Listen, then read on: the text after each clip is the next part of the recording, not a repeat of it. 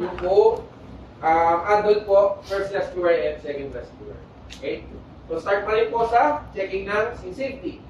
So, checking scene safety, ikot po, up, down, left, right. Then, the scene is safe. I have my PPE on. Then, pakilala po. Okay, kung may mga bystanders, doon po magpakilala. Kung wala, pwede po magpakilala sa patient kahit walang malay. Okay, remember po, ang huling nawawala sa sense ng isang tao ay ang hearing. Okay, pwede po marinig pa rin po kayo nila. Okay, ako po si Christian Boaloy, ang trained BLS provider. Maaari po ba akong tumulong? Okay, sabihin nila, okay po, tulungan niyo po. Then lapit po sa patient. Okay, ito na po tayo check po ang responsiveness ng patient. Okay, ang ating walang katapusang, hey, are you okay? Hey, are you okay? Hey, are you okay? Patient is unresponsive. Okay po? Kung healthcare provider, check po ang pulse. Okay, kung lay rescuer, may ganun lang po. Okay, then, kapag nakatingin po sa chest, titingnan kung may chest rise po. 2001, 2002, 2003, 2004, 2005, 2006, 2007, 2008, 2009, 2010. Okay? No pulse, no breathing. Right? Kung nakita ninyo ang patient na nahimatay, so witness collapse, ano unang gagawin? Call. Call po tayo first. Kung ano naman po, kung unwitness, nakita nyo wala na lang malay, nakahiga na, so CPR first po tayo. Okay? So hands only CPR gagawin kasi hindi po ko willing na tumutulog yung pasyente, hindi ko bet yung itsura. Pero kung bet, kali na ano, bahala na, may sakit. Okay, so check po. Okay, sa either way po, kung saan po kayo komportable. Okay, kung po ilagay natin. So, imaginary nipple line sa gitna po. Okay, dapat po, wide po. Okay, wag po nakaganto. Kasi, para yung base po ninyo matibay. Okay, and yung shoulder nyo halos perpendicular po dito sa gitna. Okay po, pag nakaganto, huwag na po, pag magsi-CPR, baka mamaya, pag ganito-ganito kayo. Okay? So, steady lang, nandito lang. Okay? May nasa dyan pala kayo. Okay po? Tsaka, baka mamaya, bet po talaga, sinalamas-lamas ng bagay ato. So, wala po, baka makasuhan pa. Okay, then, start na po tayo. Ilan nga po ulit? 30. Ilan po? 30. Per minute. Per minute. 100 to 120. 120. So, for 2 minutes, that's only CPR, 200 to 240. Okay, start po tayo. 1, 2, 3, 4, 5, 6, 7, 8, 9, 10, 11, 12, 13, 14, 15, 16, 17, 18, 19, 20, 1, 2, 3, 4, 5, 6, 7, 8, 9, 30, 1, 2, 3, 4, 5, 6, 7, 8, 9, 40, 1, 2, 3, 4, 5, 6, 7, 8, 9, 50, 1, 2, 3, 4, 5, 6, 7, 8, 9, 60, 1, 2, 3, 4, 5, 6, 7, 8, 9, 70, 1, 2, 3, 4, 5, 6, 7, 8, 9, 80, 1, 2, 3, 4, 5, 6, 7, 8, 9, 90, 1, 2, 3, 4, 5, 6, 7, 8, 9, 100, 1, 2, 3, 4, 5, 6, 7, 8, 9, 10, 11, 12, 13, 14, 15, 16, 17, 18, 19, 20, 1, 2, 3, 4, 5, 6, 7, 8, 9, 30, 1, 2, 3, 4, 5, 6, 7, 8, 9, 40, 1, 2, 3, 4, 5, 6, 7, 8, 9, 50, 1, 2, 3, 4, 5, 6, 7, 8, 9, 60, 1, 2, 3, 4, 5, 6, 7, 8, 9, 70, 1, 2, 3, 4, 5, 6, 7, 8, 9, 80, 1, 2, 3, 4, 5, 6, 7, 8, 9, 90, 1, 2, 3, 4, 5, 6, 7, 8, 9, 200, 1, 2, 3, 4, 5, 6, 7, 8, 9, 10, 11, 12, 13, 14, 15, 16, 17, 18, 19, 20, 1, 2, 3, 4, 5, 6, 7, 8, 9, 30, 1, 2, 3, 4, 5, 6, 7, 8, 9, 40. Okay, after 200 to 240, kung healthcare provider, pulse na po. Okay, 1001, 1002, 1003, 1004, hanggang 1010. Kung lay rescuer po, dito po. Sir, are you okay? Sir, are you okay? Still no pulse, no breathing. Okay, activatin natin ang EMS. Okay, sir, naka-blue, maaari po ba kayo tumawag ng ambulance sa may ABN, BBM, and balikan niyo po ako. Yes, Then, sir. proceed po ulit tayo sa 200 to 240, hands-only CPR. So, ako po yung second rescuer. So, una-una, check for seat safety. 360. Look up, down, left and right. So, I have my PPE on. Sir, ako po si Richard Ganancio. So, isa po kami BLS provider. Maaari po ba kayo tulungan? Yes, sir. Ano po ba nangyari sa pasyente? Sir, nakita ko po ang patient unresponsive. So, turn on AED. Nakailang Nakailang pa CPR. So, turn muna yung AED. Lusin yung ano natin. Power on. Okay, wala buhay na siya. So, next naman, kung alin yung gusto niyo nilagay. May ano naman yun sa Supply pads. Analyzing heart rate, not touch the patient. everybody's clear. Everybody's clear. Shock advice, I'm clear. I'm clear. Everybody's clear. Okay, pressing the shock button, shock delivered. So, pagka ganun na, palit na kayo. Pag magpapalit lang, kapilanan lang naman. Another 30.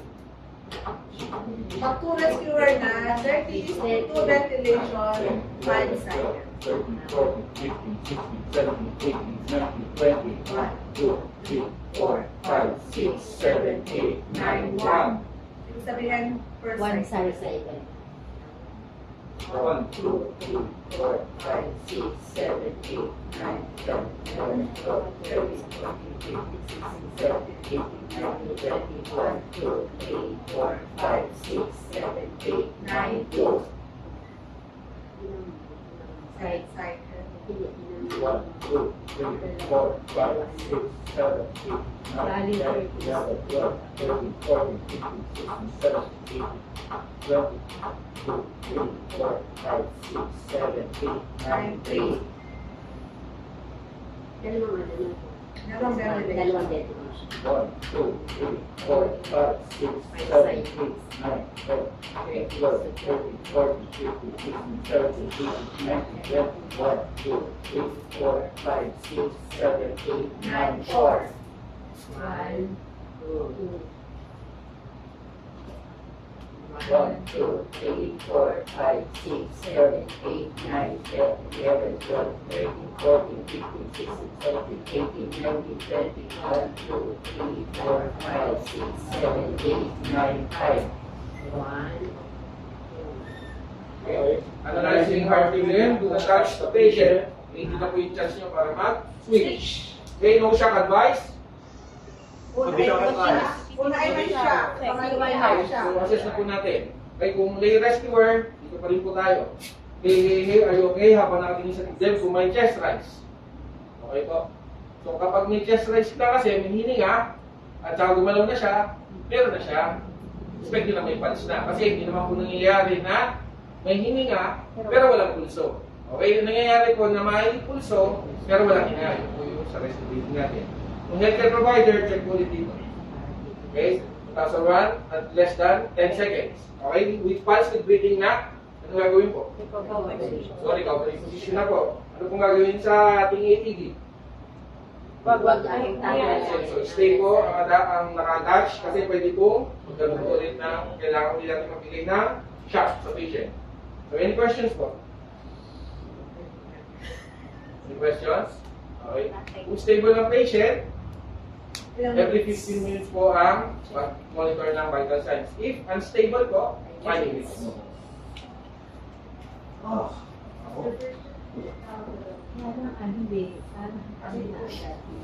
Pag siya, tapos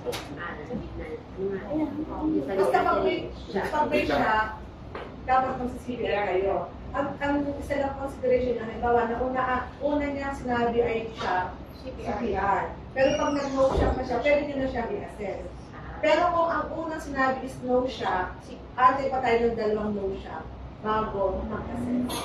So dapat tatlong no shock bago mag-assess. Pero di ba no shock, ay di CPR. No shock, CPR. Pero nag-shock siya noong pangatlo, CPR din. Pero oo, saka tayo mag-assess pag tatlo siya. Kasi nasundan na yung shock ng no shock. Saka tayo mag-assess. Basta nag-shock, automatic mo sa CPR siya. Kasi parang nagre-reset. Pagka nag-shock tayo, nare-reset siya. Kaya kailangan ng shock. Chest mo. Nag-gets niya? Kasi nagkakaroon lang talaga yung una. Pag shock yun, syempre CPR. Pero pag yung ang una ay no shock, CPR tayo hanggang dalawa. Pagka pangatlo, nag-no shock na siya. Guess nyo? Halimbawa, nag-shock, CPR. Hindi, kalimutan nyo, ilagay nyo palagi sa mind nyo na every time na mag-shock, CPR agad. CPR agad. Shock, CPR, shock, CPR, shock, CPR. Lagay nyo yan sa mind nyo. Now, nag-shock, di ba nag-CPR kayo? No shock, advice. After that, mag-reassess kayo. Kasi nagkasunod yung shock, yung no shock sa shock. So, shock, no shock, reassess kayo. Pero halimbawa, no shock, no shock, yung pangatlo no shock, assess kayo. Pag nakatatlo daw, Assess kayo. So, halimbawa, no shock, shock advice, CPR kayo. Kasi kahit no shock naman, mag-CPR naman talaga kayo. Pero automatic yung pag-shock, CPR agad. So, no shock, shock. So, naputol yung tatlong cycle nila. So, CPR, no shock, CPR ulit. After that ng no shock, assess. Oh, yun. Hindi lang naman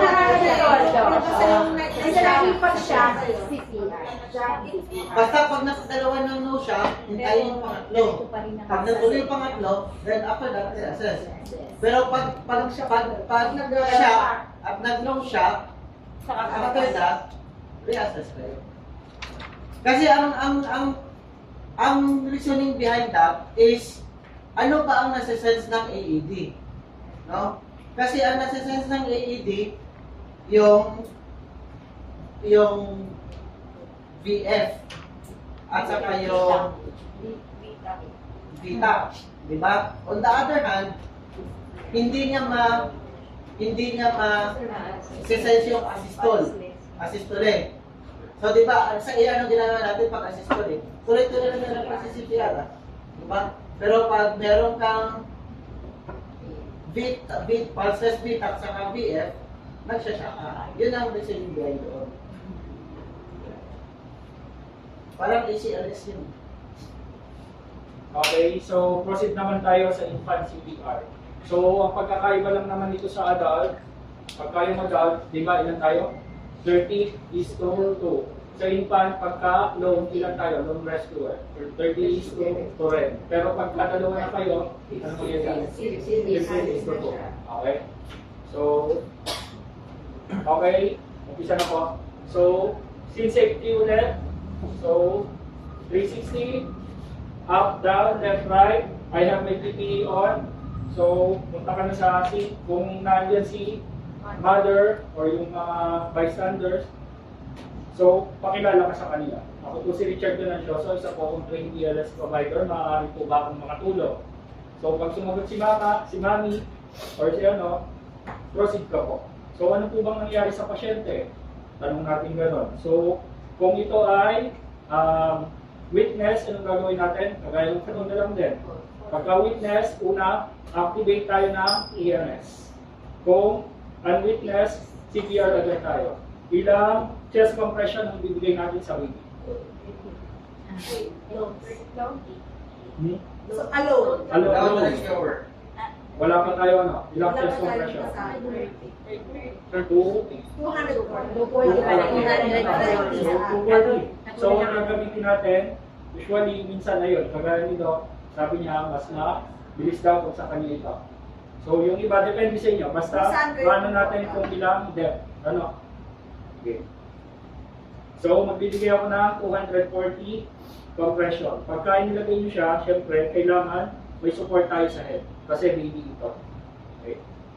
So, 1, 2, 3, 4, 5, 6, 7, 8, 9, 10, 12, 13, 14, 15, 16, 17, 18, 19, 20, 1, 2, 4, 5, 6, 7, 8, 9, 10, 3, 4, 5, 6, 7, 8, 9, 40, 1, 2, 3, 4, 5, 6, 7, 8, 9, 50, 1, 2, 4, 5, 6, 7, 8, 9, 60, 1, 2, 3, 4, 5, 6, 7, 8, 9, 70, 2, 3, 4, 5, 6, 8, 9, 60, 80. 3, 4, 5, 6, 7, 8, 9, 90, 1, 2, 4, 5, 6, 7, 8, 9, 100, 1, 2, 4, 5, 6, 7, 8, 9, 10, 13, 14, 15, 16, 17, 18, 19, 20, 1, 2, 3, 4, 5, 6, 7, 8, 9, 30, 1, 2, 3, 4, 5, 6, 7, 8, 9, 40, 2, 3, 4, 5, 6, 7, 8, 9, 50, 1, 2, 4, 5, 6, 7, 8, 9, 60, 1, 2, 3, 4, 5, 6, 7, 8, 9, 70, 1, 2, 3, 4, 5, 6, 7, 8, 9, 80, 1, 2, 3, 4, 5, 6, 7, 8, 9, 90, 1, 2, 3, 4, 5, 6, 7, 8, 9, 200, 1, 3, 4, 5, 6, 7, 8, 9, 10, 11, 12, 13, 14, 15, 16, 17, 18, 19, 20, 1, 2, 3, 4, 5, 6, 7, 8, 9, 30, 1, 2, 3, 4, 5, 6, 7, 8, 9, 40. So, ayan. Paano tayo mag-assess pagdating sa baby?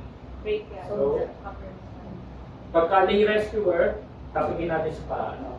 Hey baby, okay ka lang. Hey baby, okay ka lang. So, hindi umiyak si baby, halimbawa gano'n. So, pagka ikaw ay healthcare provider sa daycare tayo, 10 seconds pa rin. 1,001, 1,002, 1,003, 1,004, 1,005, 1,006, 1,007, 1,008, 1,009, 1,010. Still, no pulse, no breathing si baby. Ang gagawin natin, activate tayo ng EMS. Ikaw sir na naka-block, na may puting sapatos, na may relo, maaari ka bang humingi ng tulong? At balikan mo ako pagka meron ka ng nakuha tulong na may AED at BBM.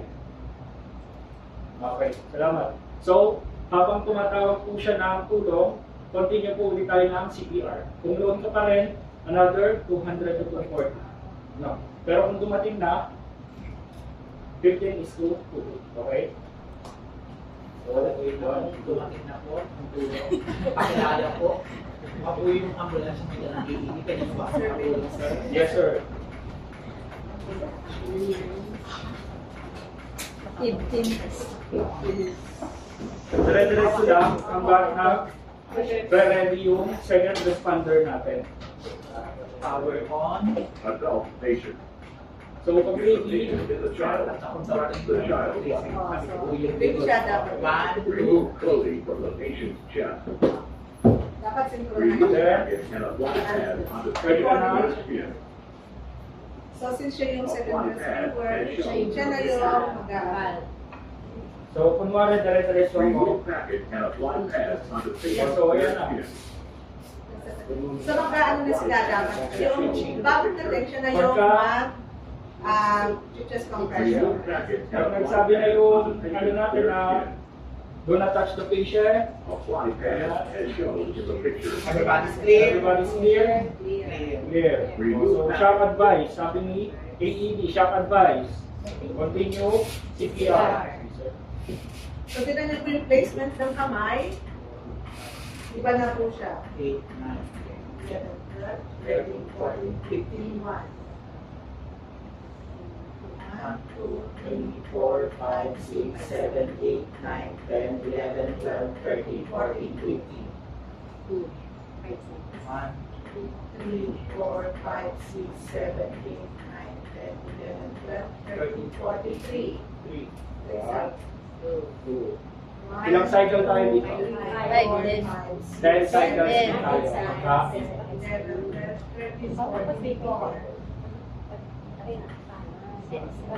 2, 3, 4, 5, 6, 7, 8, 9, 10, 11, 13, 14, 5. 1, 2, 3, 4, 5, 6, 7, 8, 9, 10, 11, 12, 13, 14, 6. 1, 2, 3, 4, 5, 6, 7, 8, 9, 10, 11, 12, 13, 14, 7. 1, 2, 3, 4, 5, 6, 7, 8, 9, 10, 11, 12, 13, 14, 8. 1, 2, 3, 4, 5, 6, 7, 8, 9, 10, 11, 12, 13, 14, 9. 1, 2, 3, 4, 5, 6, 7, 8, 9, 10, 11, 12, 13, 14, 10.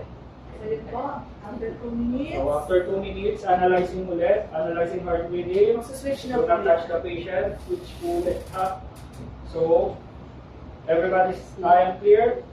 clear. Everybody's clear? No shock advice. Anong gagawin natin? Shock advice, no shock advice. Assess the patient. So, assess ulit natin si baby. Hey baby, are you okay? Hey baby, are you okay? So, check natin kung pulse, kung tayo ay healthcare provider. So, 1001, 1002, 1003, 1004, 1005, 1006, 1007, 1008, 1009, 1010. May paghinga, may pulso na si baby. Anong gagawin natin kay baby? Based on recovery position. So, hindi po tatanggalin na. yung pulse, kailangan ano pa rin kay baby. So, kailangan pagka na-place ko yung recovery position kay baby, lagi tayong naka-support sa head. Kasi, medyo, ano yung ano natin, cervical ng baby ay hindi pa ganun ka stable. Kaya dapat, lagi supportan. Then, ano gagawin natin after? Refer po natin sa nearest facility para mas ma-assess po natin si baby. Yun lang po, and any other question po? Gagawin niyo po kasi bukas po. Lahat hindi na yan.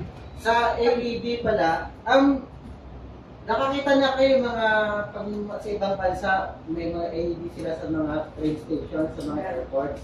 Diba? So, yung LED kasi madaling gamitin kasi susundin nyo lang yung voice prompt. Okay?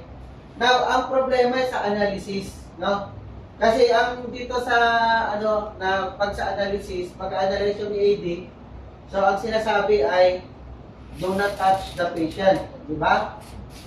So, yung kataga na do not touch the patient, 5 to 6 syllables yun. Okay. Tayo ba dito ay puro hospital practitioners naman, di ba? Okay, lahat ba tayo dito nakagamit na or nakasama sa team na gumamit ng defibrillator? Lahat na nakasama na sa paggamit ng defibrillator. Okay, so, ma'am, kayo nakagamit na kayo ng defibrillator? Sa hospital. Sa hospital nyo? Okay, kayo? Nakagamit na kayo ng defibrillator? So, bago mag-analyze yung AED, do not touch the patient. 6. Okay. Ito, simple lang. Clear! Pag nasa hospital kayo, alam nyo na, automatic na, gaganon na kayo eh. Di ba? So, sa AED, 2 beses kayo sisigaw na clear. Bago mag-analyze, clear! Bago mag-shock ng, shock advice, clear! Oh. Kasi ang hospital practitioner, pag sumigaw ng clear, pag nakarinig ng clear, gaganon kagad ng kamay. Di ba? So, tandaan nyo yan, 2 beses kayo sumigaw ng clear. Kasi yung AED sa mga sa mga airport saka sa mga train station, sa mga tube stations, may voice prompt sila, pero yung analyzing, hindi ba yung isa sa mga considerations kanina na habang ina-analyze, dapat hindi nang bumove ang pasyente or hindi nyo na nahawakan. So kung matatapos nyo pa yung 5 or 6 syllables, nag-start na mag-analyze yung ano, baka mali na yung analysis. Okay? So sigaw lang kayo, clear! Kasi most naman na tao, pag sinabing clear, alam na nila yun. Okay, kahit na hindi nila clear! Para lang na yung analysis, yung pag-analyze ng machine, ay accurate. Okay? So dalawang beses kayo sisigaw na clear. Bago mag-analysis, clear! Then shock advice, clear! Shock button. Yan. Ganun sa AED.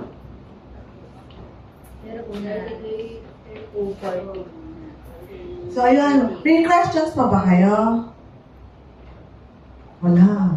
Mukhang okay na sila, Doc. Ready for tomorrow's demo na. Correction na. Oo. Okay,